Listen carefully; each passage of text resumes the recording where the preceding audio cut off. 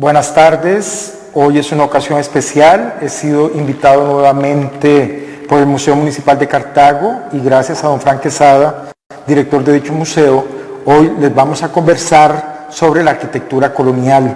Bueno, vamos a conversar sobre la arquitectura colonial específicamente de la ciudad de Cartago, aunque tenemos que indicar también que las soluciones arquitectónicas a nivel de la provincia de Costa Rica no van a ser muy distintas.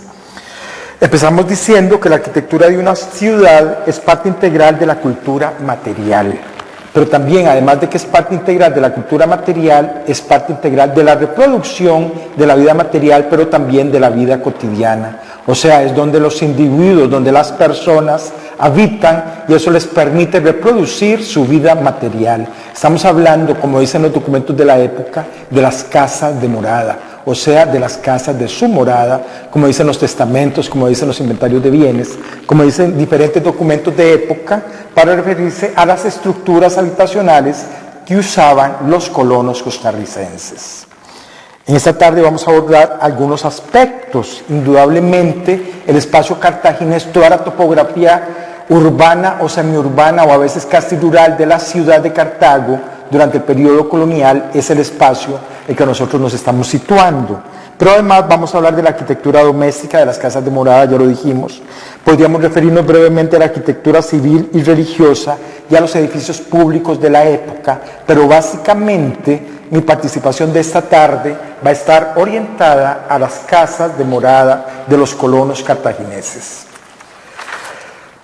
Podemos incursionar en la arquitectura colonial cartaginesa desde distintas perspectivas.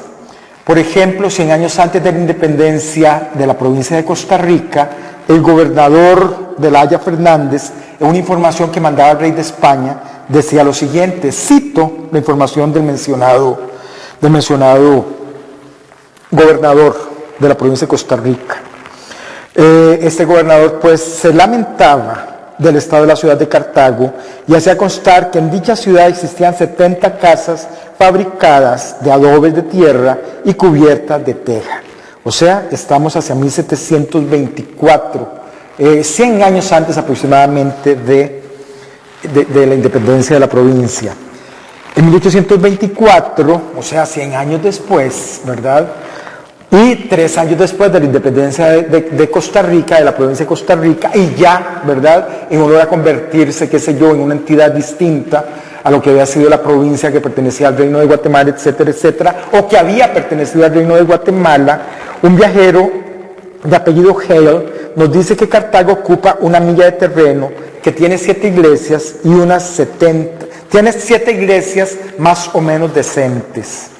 Pero que en el orden arquitectónico, el de Cartago pertenecía al de una villa alejada de cualquier centro virreinal. Entonces vean ustedes cómo contrasta lo que veía un viajero, ¿verdad?, a la información que tenía un gobernador de la provincia de Costa Rica, que puede presentar un sesgo, ¿verdad? O sea, como se dice en México, el gobernador de la provincia de Costa Rica en 1724 le iba a poner más crema a los tacos. En el sentido de que si la provincia era pobre y parecía pobre, pues la iba a hacer parecer más pobre, ¿verdad?, para ver de qué manera podría conmover al rey español.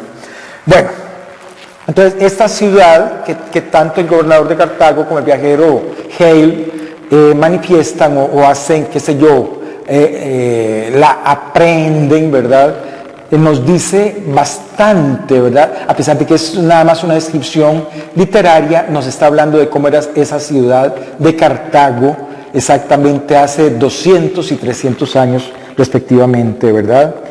Esa ciudad, decimos, ¿verdad?, y porque lo hemos estudiado a fondo en algunas otras investigaciones, ¿verdad?, no se parecía ni a León ni a Granada de Nicaragua y mucho menos a la Antigua de Guatemala. Esas eran ciudades quizá más importantes. La ciudad de Cartago era la ciudad más meridional del reino de Guatemala, pero a su vez posiblemente era en la que menos habían puesto sus habitantes atención al desarrollo de sus estructuras, tanto habitacionales como de los edificios públicos y de las iglesias. Cuando hablamos de las iglesias es porque algunos de los textos en que aparecen, bueno, textos, no fotografías, sino plumillas, dibujos, etcétera, etcétera, algunos son posteriores, ¿verdad? Nos vamos a dar cuenta exactamente de la volumetría que tenían las iglesias, de la volumetría que tenían los edificios públicos. ¿De qué estamos hablando? Bueno, posiblemente el ayuntamiento de la ciudad de Cartago en el siglo XVIII no era muy distinto a una casona de las que se edificaban en las esquinas de la ciudad, y posiblemente las iglesias tampoco se distinguían muchísimo de lo que eran estas casas, ¿verdad? Estructuras de adobes con techo de paja. Todo esto empieza a cambiar, estos techos de paja sobre todo, empiezan a cambiar en el tránsito del siglo XVIII al siglo XIX, y entonces ya todas las estructuras, o básicamente la mayoría de las estructuras, sean habitacionales o sean estructuras religiosas, ¿verdad?, se van a coronar con techos de cedro, ¿verdad?, techos de cedro y de tejas, techos sumamente pesados. Ahora posiblemente lo voy a volver a mencionar porque eso va a ser importante tenerlo en cuenta, por la alta sismicidad que presenta la topografía de la ciudad de Cartago. Bueno, digamos el territorio costarricense, pero especialmente la topografía de la ciudad de Cartago. Entonces, ya dijimos, estamos hablando de las casas de morada, que dentro de la cultura material y de la reproducción de la vida material es el bien más apreciado. ¿Por qué? Porque nadie, ninguna familia puede reproducir su vida material, ¿verdad?, y su cotidianidad si no tienen un recinto donde esta vida se va a reproducir. Estas son las casas de morada, las estructuras habitacionales, las casas de habitación. Voy a hacer aquí una pequeña digresión, me parece que es necesaria. Las fuentes que nos están informando sobre estas estructuras habitacionales, sobre estas casas de morada, tienen que ver justamente con los protocolos notariales de la época, con las mortuales coloniales, con los testamentos. Cuando se levanta una mortual, pues obviamente el primer bien, el bien fundamental, el más importante, va a aparecer descrito por el notario, ¿verdad?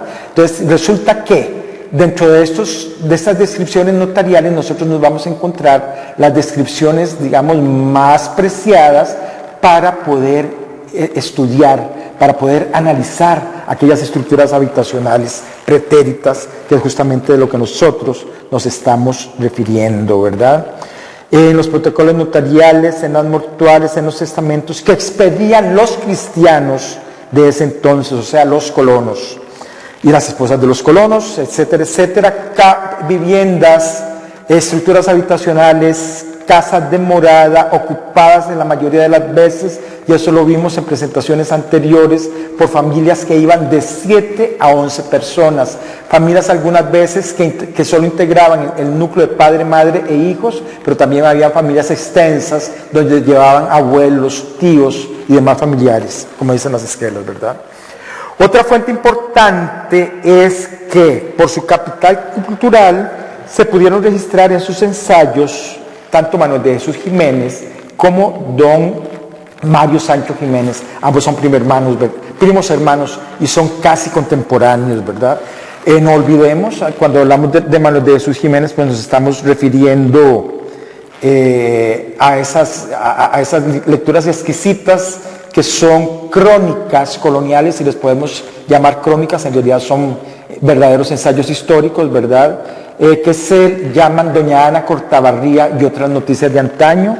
Cuando hablamos de Mario Sánchez, estamos hablando justamente de esos ensayos maravillosos que él va a reunir en las memorias de Mario Sancho. Tengámoslo presente, ¿verdad? Lo digo no porque se refiera justamente a la época en que nosotros estamos trayendo a colación, ¿ya? Ellos hablan sobre esa época. ¿Por qué? Y eso también lo dijimos en alguna de las otras presentaciones.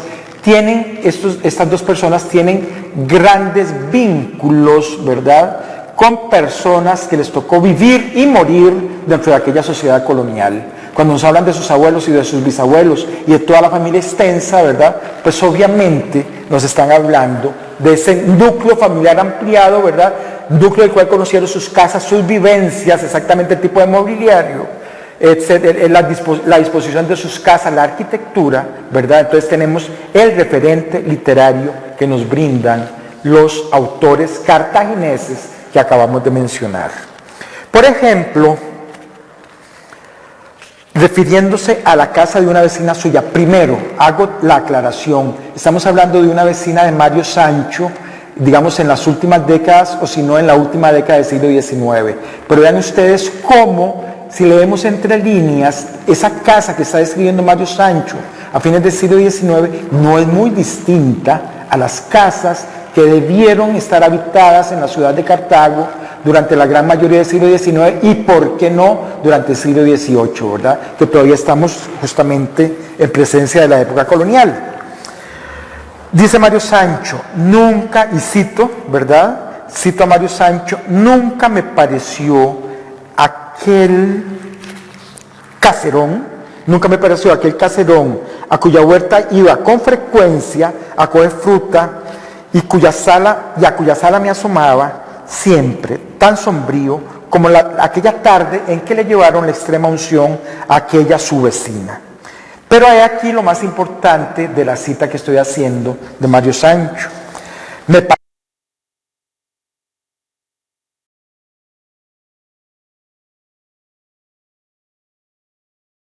parece estar viendo, dice Mario Sancho, la ancha puerta de entrada a la casa, el zaguán de grandes ladrillos de tejar del Guarco, ¿verdad?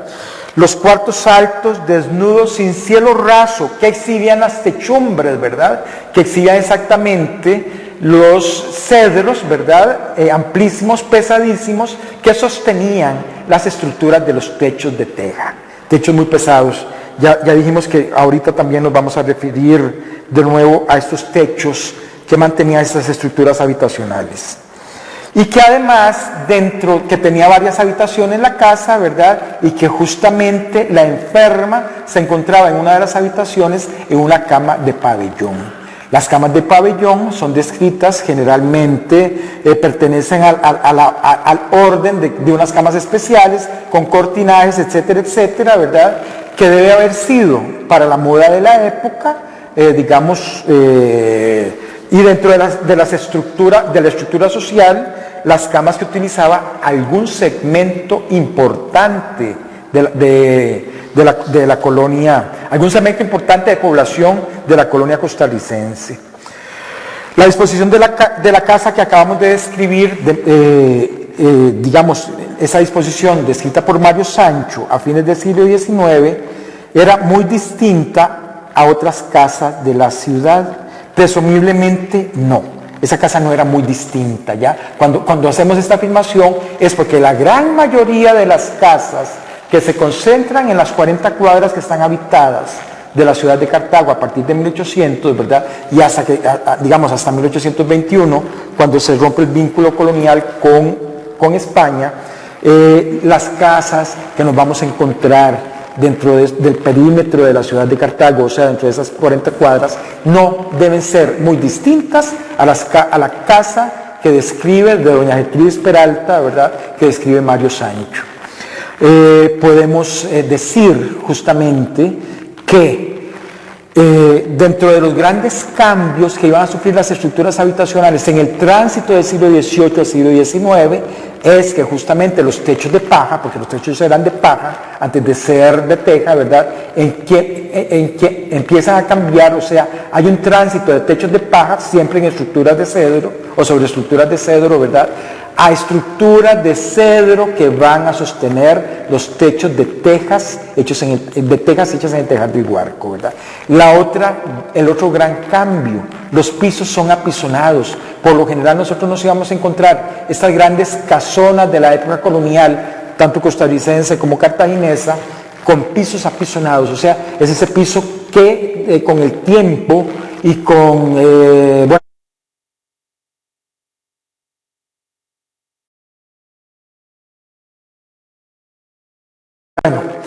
por diferentes motivos y sobre todo por el tránsito humano dentro de esas casas, ¿verdad? Pisos apisonados de tierra sumamente pesados que se barrían, etcétera, etcétera, ¿verdad? Pero estos pisos de tierra empiezan a cambiar por pisos de madera en las habitaciones, de tablones de madera, ¿verdad? Pero también por pisos de barro. Y eso es importante. ¿Importante por qué? Porque le va a dar una calidez distinta a un Cartago que es sumamente frío, como lo han hecho notar muchos de los estudiosos que se han referido al clima de Cartago digamos, en tiempos anteriores al nuestro, ¿verdad? De hecho, obviamente no se van a conocer los cristales en las ventanas. Recuerden ustedes, y esto sí, hagamos un pequeño esfuerzo para imaginarnos algunas de estas casas parecidas a las que nos encontramos en Barba de Heredia, a las que nos encontramos en Santo Domingo, ¿verdad? Ventanas con barrotes, pero entonces solo exhibían barrotes de madera, pero justamente para el frío de la época y para los fríos de la madrugada se le ponía a estas ventanas vejiga de vaca, o sea, algo así como un pergamino, ¿verdad? Dejaba entrar la luz, pero no dejaba entrar el frío de las madrugadas.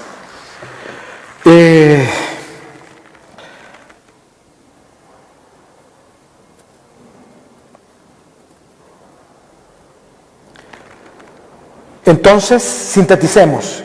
Cartago durante la colonia iba a presentar estructuras habitacionales que tienen exactamente la siguiente descripción. Paredes de adobe, ventanas con barrotes y a veces con vejiga de vaca, por los fríos y la inclemencia del tiempo. Pisos apisonados y además, en su defecto, pisos de ladrillo, del tejar o de tablones de madera. Techos de paja que muy bien empezaron a cambiar por techos de teja, sobre todo en el tránsito del siglo XVIII al siglo XIX. Y además, patios enclaustrados, eso lo habíamos mencionado cuando referimos en nuestra última participación exactamente el diseño o la volumetría de la casa del coronel Gómez de Lara, y resulta ser, bueno, un patio enclaustrado, ¿qué es? Es un patio central, y alrededor del patio central las diferentes habitaciones de la casa, ¿verdad? Eso es un patio centralizado que tiene que ver con el románico, ¿verdad? Que es europeo, pero que es tomado en España y que de España transita a América. Patios enclaustrados. No siempre nos vamos a encontrar en los documentos de época los patios enclaustrados. Digamos que en Cartago el patio enclaustrado es más bien una excepción. Por lo general los cuerpos principales de las casas presentaban un cañón central y al lado del cañón central con su zaguán principal iban a presentar al lado del zaguán las habitaciones, ¿verdad? Eran pocas las casas que tenían dispuesto en el centro de esas casas un claustro, ¿verdad? Pero si nos encontramos un documento como el que acabo de mencionar, el que nos dice que la casa de este señor coronel tenía un patio enclaustrado, ¿ok? Bueno, no nos deja de llamar la atención acerca de que Cartago sufrió importantes terremotos, ¿verdad? En 1822 sufrió un terremoto importante, en 1841 uno todavía más fuerte que da cuenta aproximadamente de la mitad de Cartago. Pareciera que en 1888 también hay temblores sumamente fuertes, pero que el gran terremoto de 1910 dio cuenta de lo que podía existir o lo que había sobrevivido de aquella ciudad con rasgos coloniales, ¿verdad? Y que justamente la ciudad que se edifica después de 1810 ha perdido muchos de estos rasgos coloniales. Eso es importante, ¿ya? Porque lo mismo este mismo fenómeno nosotros lo podemos encontrar, qué sé yo, en Bogotá, lo podemos encontrar en Buenos Aires, ¿verdad?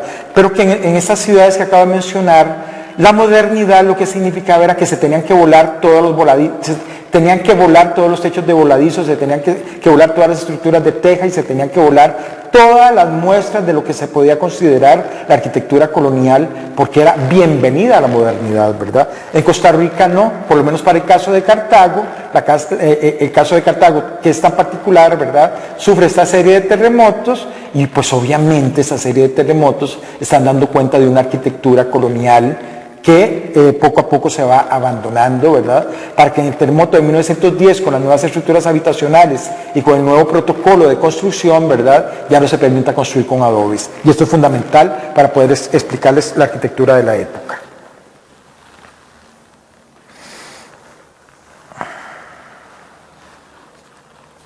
Bueno, del mismo modo como lo ha hecho don Mario Sancho Jiménez con esta señora que pues ya estaba en sus últimos momentos, ¿verdad?, que ya estaba agonizando, que se le ha llevado la extrema unción. Del mismo modo, don Manuel de Jesús Jiménez nos va a hablar de la casa de otra vecina principal y dice que en la esquina de un solar de 50 varas, o sea, un solar completo tiene 50 varas por 50 varas, o sea, 2.500 varas, una cuadra se divide en 4 solares completos, ¿verdad? Generalmente esas casonas a las que nos estamos refiriendo hacían esquina, y en la esquina por lo general había una tienda. Recuerden ustedes que muchos de estos señores, de estas señoras eran comerciantes, pero que además se dedicaban a su hato ganadero, que tenían no solo hato ganadero, sino que tenían, qué sé yo, pequeñas fincas o grandes fincas dedicadas al trigo y algún tipo de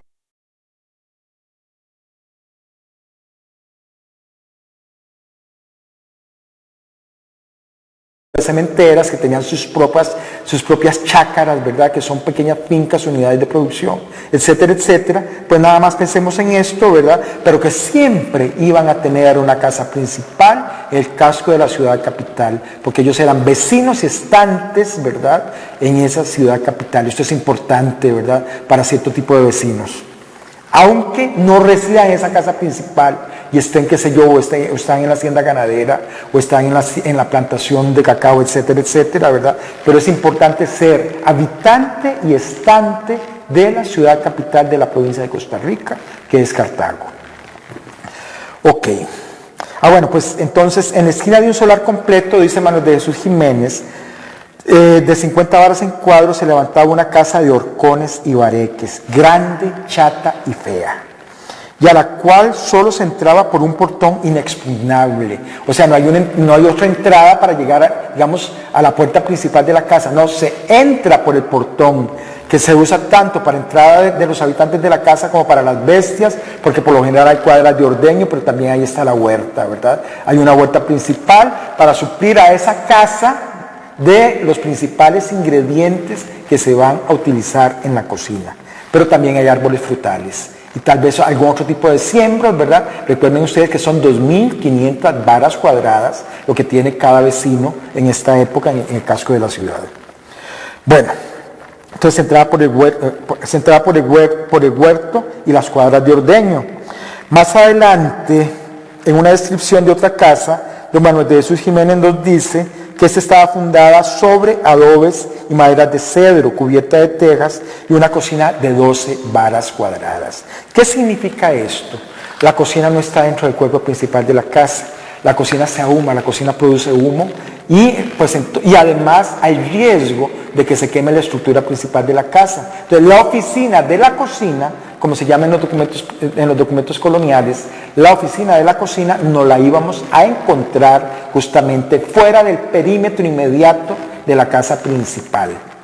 Entonces, eso ha dado pie a especular de que si los esclavos no vivían, recuerden ustedes que esta es una sociedad esclavista, que si los esclavos no vivían dentro de la casa principal y pernoctaban en la Puebla de los Pardos, pero los que no pernoctaban podían pernoctar en oficinas anexas a la casa, como en la cocina o en piezas, digamos, edificadas especialmente para alojar a los esclavos.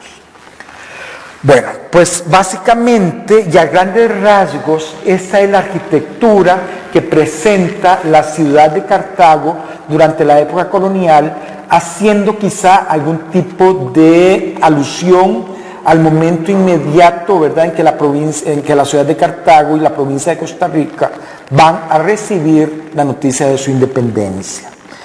Yo no solo he querido quedarme con la cuestión literaria, así es que hemos traído a colación también algún tipo de iconografía que nos ayuda a entender justamente cuáles las soluciones arquitectónicas que conoce aquella sociedad colonial, ya no solo en la ciudad de Cartago. He tenido que hacer uso de otras vistas, de otros dibujos, ¿verdad?, que me parecen que son ejemplificantes y que nos pueden dar una perspectiva mucho más amplia de lo que era aquella arquitectura doméstica. Entonces vamos a utilizar, como en la vez anterior, vamos a utilizar algunas vistas, algunas imágenes del álbum de José María Figueroa, del cual ya hablamos exactamente en nuestra participación anterior. En la figura número 1, José María Figueroa recrea la fundación de García Muñoz. No olvidemos que García Muñoz es aquella ciudad que precede a la fundación de la ciudad de Cartago en 1564. Obviamente, lo que está haciendo don José María Figueroa es una recreación, ¿ya? Él está recurriendo a su imaginario y él está imaginando cómo es ese García Muñoz. Obviamente, también cuando él está haciendo esta recreación, es importante el capital cultural que él maneja. Él conocía toda la provincia de Costa Rica, conocía ciudades muy antiguas, conocía ruinas de otras ciudades, ¿verdad? Pero entonces él se atreve, ¿verdad?, a edificar conceptualmente cómo pudo haber sido aquella ciudad de García Muñoz. Es importante, obsérvese la iglesia y las casas de habitación, los techos de paja, ¿verdad? Bueno, pues no es un gran dibujante como lo podemos ver, pero eso es lo que tenemos, ¿ok? Y sin embargo, es un documento importantísimo porque nos muestra exactamente el nexo con aquellos, digamos, el nexo con aquellas habilidades que tiene este autor, ¿verdad? Y cómo recrea una arquitectura de la cual nosotros no tenemos, digamos, mayor documentación. En la figura número 2, una invasión de piratas en Esparza, pero es en Esparza del siglo XVII. Sin embargo, me ha llamado mucho la atención. De nuevo aparece exactamente la ermita o la iglesia, ¿verdad?, dentro de la arquitectura principal, pero además obsérvense al lado de la iglesia las estructuras habitacionales con techos de paja ardiendo. Es un dibujo, digamos, precioso y que nos ayuda justamente a entender cuál es el orden arquitectónico de las ciudades que venimos refiriendo. En la figura número 3 se observa la misma tónica de las figuras anteriores. Obsérvense esas estructuras que se sitúan a principios del siglo XVIII. Esa es la figura 3, también es una figura, digamos, bastante importante, en la cual nosotros podemos observar estructuras arquitectónicas de cuya iconografía estamos dando cuenta en este momento.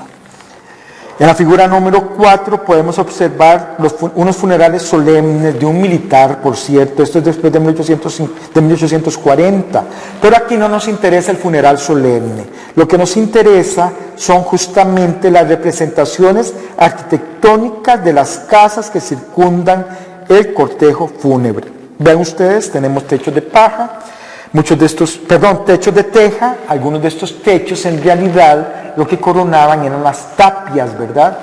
Aquí hay algo importante que yo voy a decir. La vida de los adobes no es de más de 60 años.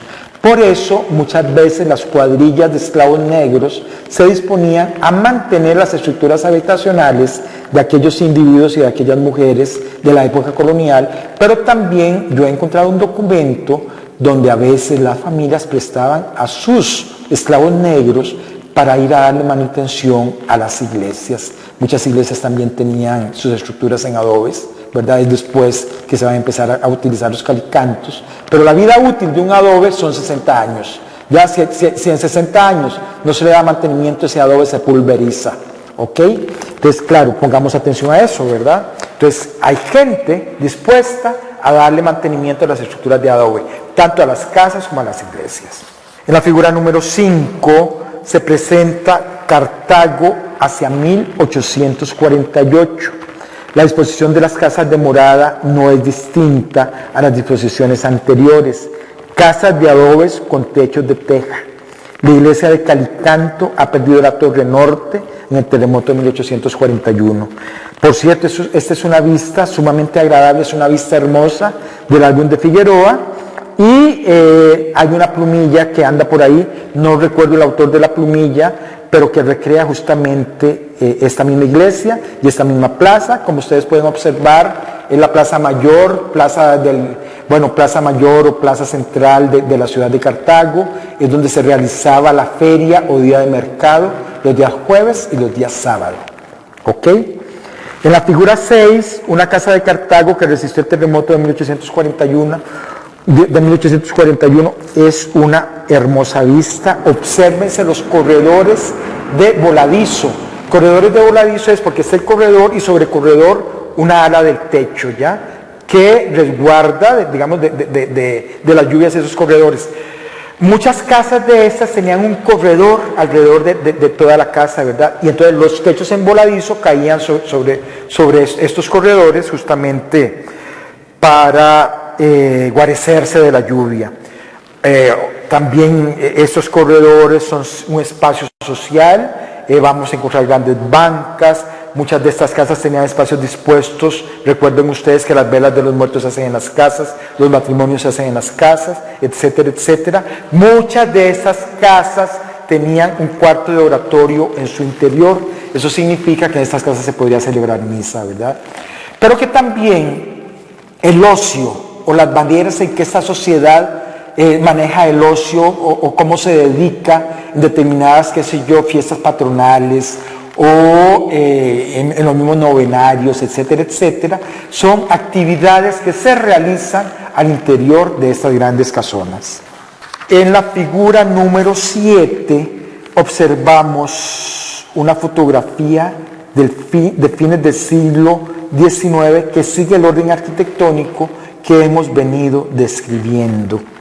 En la figura número 8, una primicia. Esta figura número 8 es una primicia porque lo que ustedes están viendo es justamente esta casa que perteneció a un sacerdote importante que tenía cierta fortuna, que se llama don Fulgencio Bonilla Moya, por cierto, que es uno de los grandes cacauteros de la época, ¿verdad? Se manda a erigir una casa que no es de adobes. Esa estructura, con todas las sencillas que ustedes están viendo, es una estructura de calicanto. Es una estructura de calicanto, pero quizá cuando digo que es una primicia es porque lo que ustedes están viendo es justamente una casa de un solo piso. Años después, para fines del siglo XIX, cuando esta casa la adquieren los Pirie, le van a hacer un segundo piso y llega a ser la importante casa de los Pirie, hoy convertida en casa de la ciudad y bajo los auspicios del Instituto Tecnológico de Costa Rica. Por lo tanto, en la figura 9 ya vemos la casa justamente a principios del siglo XX, ¿verdad? Cuando ya ha sido totalmente, digamos, se le ha dado otra disposición y otra volumetría. Obviamente ahí se puede notar, ¿verdad?, todas las fachadas de la casa, tanto la que da a la iglesia de San Nicolás Tolentino, como la que da a la calle principal, esta calle que era de entrada a Cartago, que en algún momento fue la avenida Segunda, yo ahora no sé ni qué numeración tiene, ¿verdad? Esas fachadas van a ser resueltas en mármol blanco. Este mármol blanco se va a caer con el terremoto de 1910 y nunca más fue repuesto. Bueno, pues esta es la figura 9, la que tienen ustedes allí en pantalla.